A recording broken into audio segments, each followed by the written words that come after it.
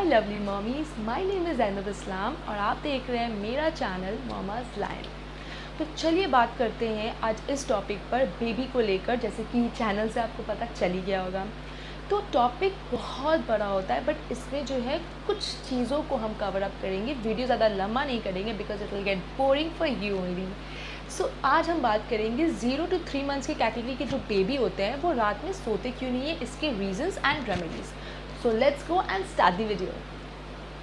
तो जो बेबीज़ होते हैं, मैं आपको एक डिस्क्रिप्शन दे देती हूँ। बेबीज़ जो होता है मदर के वूम में होता है, दैट इज़ माँ के पेट में।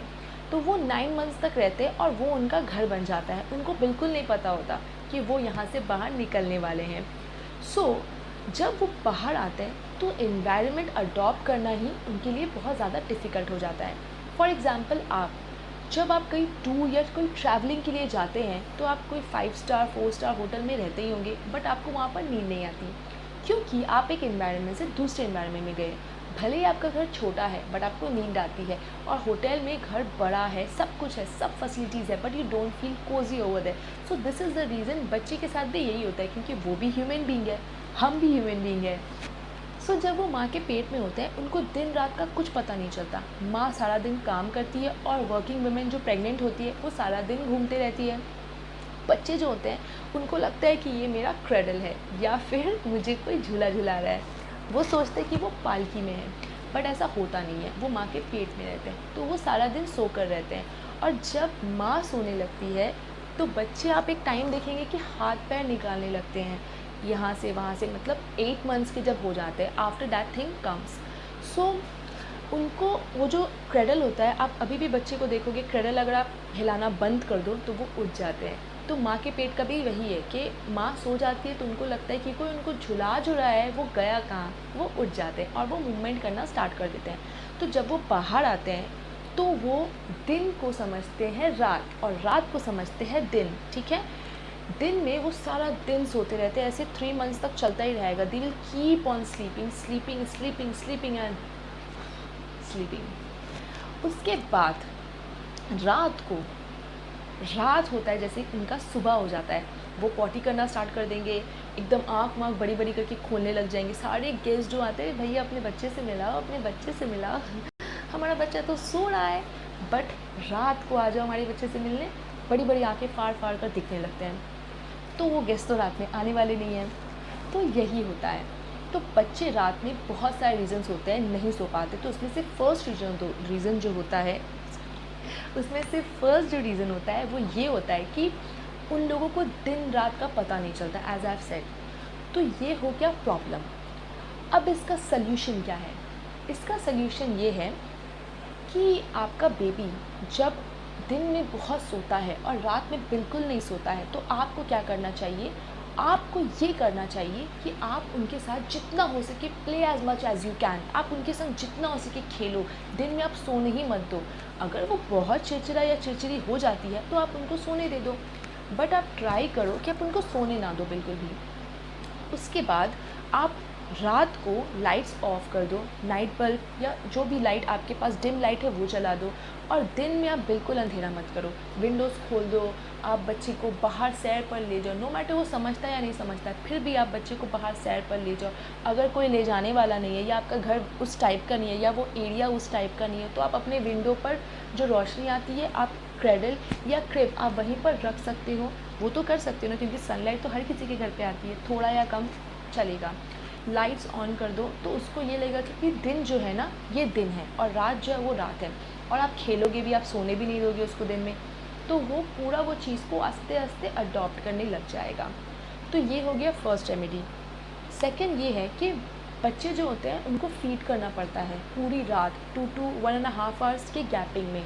तो जो बच्चों को फीडिंग नहीं मिलता है, या फिर वो ब्रेस्ट मिल्क हो या फिर वो फॉर्मूला मिल्क हो, जो भी है, तो वो चिड़चिड़े हो जाते हैं और वो रोना शुरू कर देते हैं, और जैसे ही वो मिल्क पी लेते हैं they again get off to sleep. तो ये चीज़ बहुत ध्यान में रखना है कि बच्चों को मिल्क टाइम पर देना है, ये नहीं कि सो जाना है कुंभकर्ण की तरह। तो बहुत पेरेंट्स ऐसा भी करते हैं कि वो अलार्म सेट नहीं करते फ़ोन में, दे जस्ट स्लीप, और उनको ये लगता है कि उनका बच्चा ऑटोमेटिकली रोएगा और फिर वो उसको दूध पिला देंगे। बहुत सारे लोगों से मैंने बात की है, उन्होंने बोला है कि भाई हमारा बच्चा जब रोता है तभी हम उनको दूध पिलाते हैं, ऐसे हम कोई अलार्म वलार्म सेट नहीं करते हैं। बट मेरे तो ये सर के ऊपर से जाता है। तो अलार्म सेट करना बहुत ज़रूरी है, क्योंकि ज़्यादा लेट होने से भी बच्चों को गैस की प्रॉब्लम हो जाती है। और बहुत सारे बच्चे नींद में रहते हैं तो वो उठ नहीं सकते, तो आप उसको अगर नींद में ही पिला दोगे तो उनका पेट भर जाएगा और उनको गैस की प्रॉब्लम नहीं होगी। बहुत सारे पेरेंट्स चिड़चिड़े हो जाते हैं, क्योंकि सारा दिन काम करते हैं, फिर रात में भी सोना होता है, तो उनको लगता है कि 1 घंटा और सो जाए, 1 घंटा और सो जाए, 1 घंटा और सो जाए। तो ये करते करते वो मिल्क देते ही नहीं है, और बच्चे का टाइम हो जाता है तो बच्चा खुद रोने लगता है।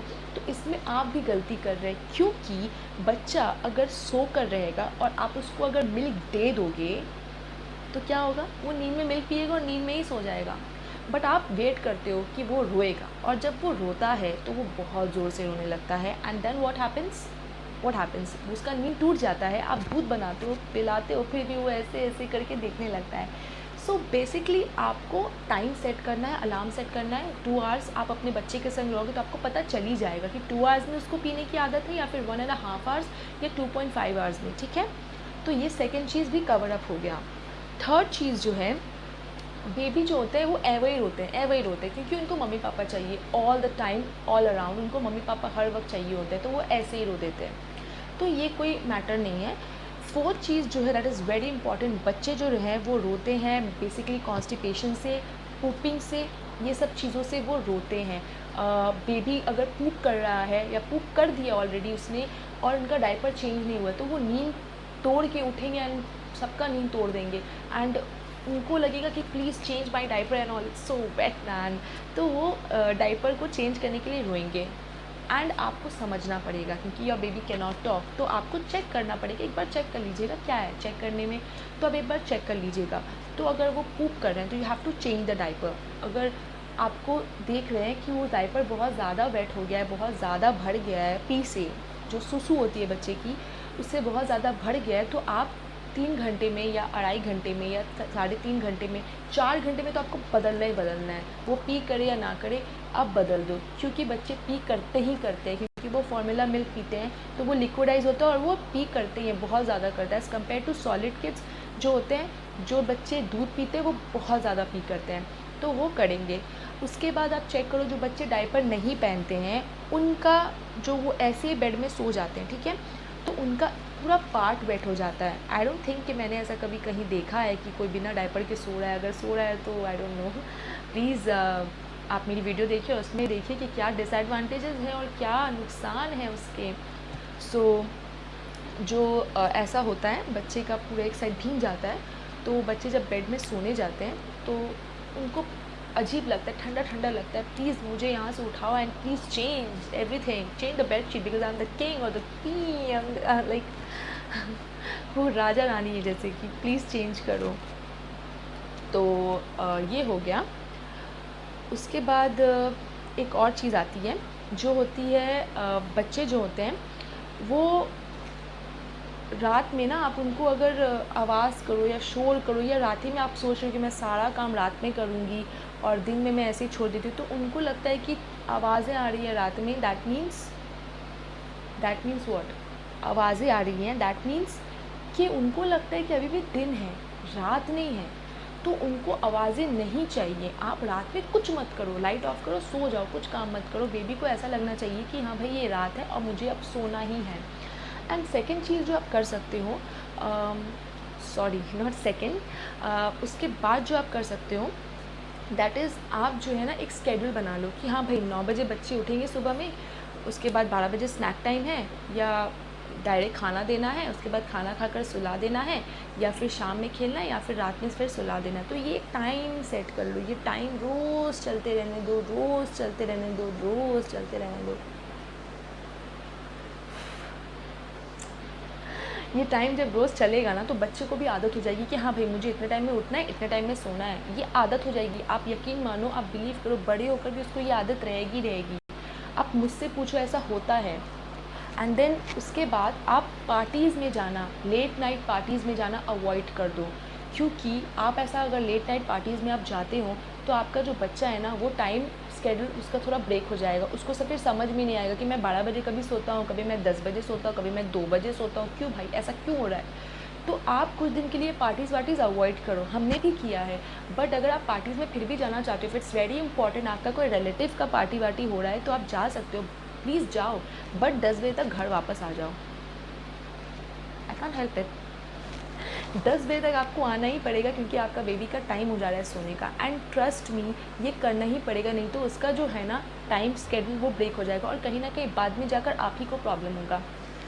तो ये जो सारी चीज़ें हैं आप उसको माइंड में रखिए। And one thing that is very important, मैं उन लोगों को बोलना चाहती हूँ जो अल्कोहल लेते हैं, जो बहुत चॉकलेट्स खाती हैं, जो मैं मदर के बारे में बोल रही हूँ, जो अल्कोहल लेती है, जो बहुत चॉकलेट्स खाती हैं, प्लीज़ अगर आप ब्रेस्ट फीड कर रहे हो तो आप ये सब बिल्कुल ना करें, स्मोकिंग, अल्कोहल ये सब बिल्कुल भी ना करें। Please don't play with your child's health because they are very precious for you, I know that. आप प्लीज़ उनके लाइफ के साथ मत खेलो, इवन इफ़ यू एडिक्टेड और वट एवर, आप प्लीज़ उनके हेल्थ के साथ प्लीज़ डोंट प्ले।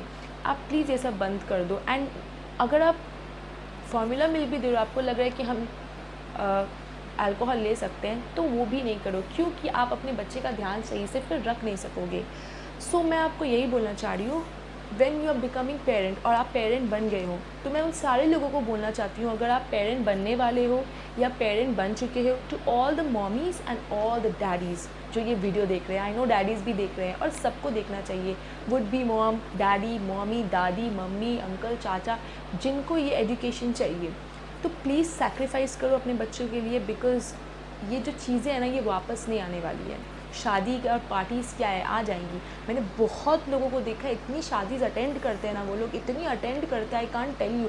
कभी ये हो गया तो कभी रोका हो गया तो कभी इंगेजमेंट हो गया तो कभी शादी होगी तो कभी बर्थडे हो गया, मतलब रोज़ का यही है। एंड इससे क्या होता है ना, बच्चे का जो हैबिट है वो ख़राब होने लगता है, बच्चे का जो अपब्रिंगिंग है वो ख़राब होने लगता है। खाने का टाइम, सोने का टाइम, उठने का टाइम, पूरा पूरा पूरा कन्फ्यूजन भर जाता है इसमें। I am completely and strictly against all these things.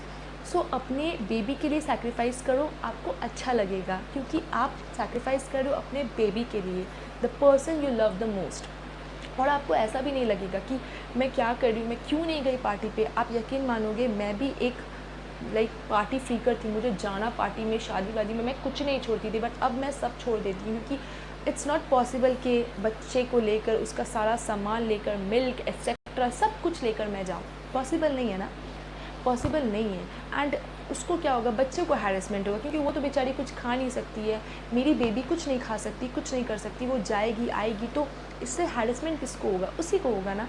तो इसलिए मैं अवॉइड करती हूँ कि शादी वादी में ना जाऊँ। एंड मुझको बहुत अच्छा लगता है कि मैं अवॉइड करती हूँ, मुझको उसके साथ खेलना बहुत अच्छा लगता है। टाइम होगा तो मैं ज़रूर जाऊँगी।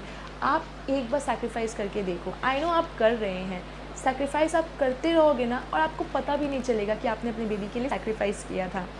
ये माइलस्टोन्स बहुत अच्छा होता है अपने बेबी के लिए देखने के लिए। एंड मैंने कितना सारा सैक्रिफाइस कर दिया है, अगर मैं पीछे देखूँ जाकर, my baby is 9 months old, अगर मैं 9 month पीछे जाकर देखूँ, माशाल्लाह शी इज़ 9 months ओल्ड, अगर मैं 9 months पीछे जाकर देखूँ तो मेरी बेबी के लिए मैंने बहुत सारे सैक्रिफाइस किए हैं।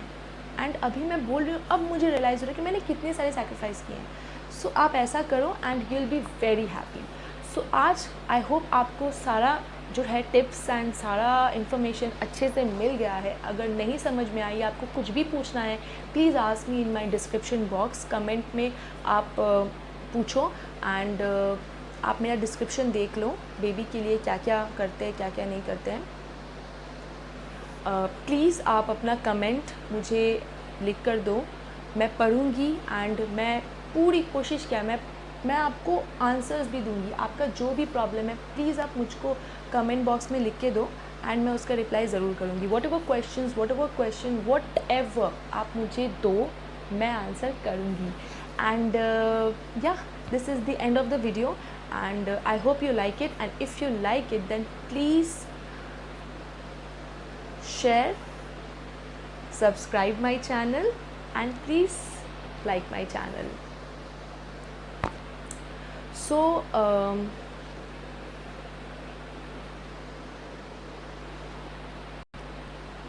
thanks for watching my channel.